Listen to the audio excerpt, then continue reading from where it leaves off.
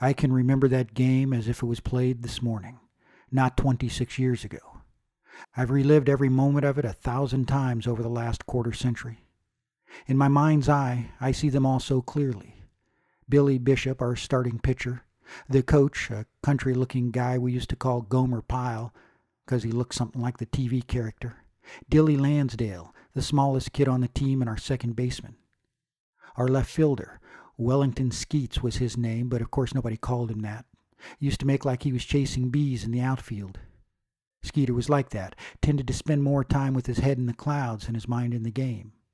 It's the age, I think. A lot of boys are like that at that age. Hell, they haven't found girls yet. They got to run that energy off somehow, I suppose. By the top of the fourth, the score was tied at 6 apiece. Up to that point, it was a good game, but there was nothing special about it. Cooper came up to bat with 2 outs and a runner on third. It was common knowledge Cooper had been the best hitter in his age group for 2 years running. As he stepped up to the plate, though, a weird thing happened. The whole place got real quiet. Took me a moment to realize it was only a relative quiet, that the constant sound of that handball splotching against the cement wall had stopped. It was surreal, though, and it seemed to throw off the rhythm of the day. Nothing seemed quite right after that.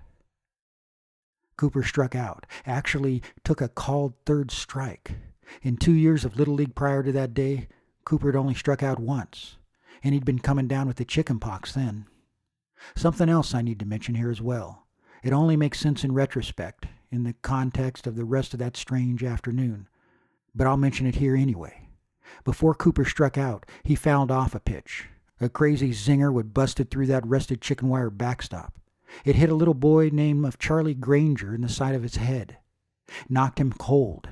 For a moment it didn't look too good, like he wasn't breathing. He was, though, and thank God for that. He had a bump on his head and tears in his eyes, but he looked good enough otherwise. Charlie was 4 that day. He's a man now, and a hell of a good ball player. Maybe the best ever produced around these parts. Plays in the majors, you know.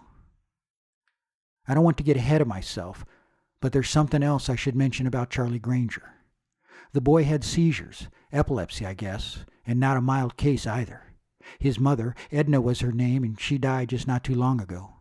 Once told me they had pretty much figured his future didn't promise much. He had a seizure a day, sometimes 2, Edna said. I witnessed one of them once. Charlie's older brother played ball. Wasn't bad, but he was no Charlie as it turned out.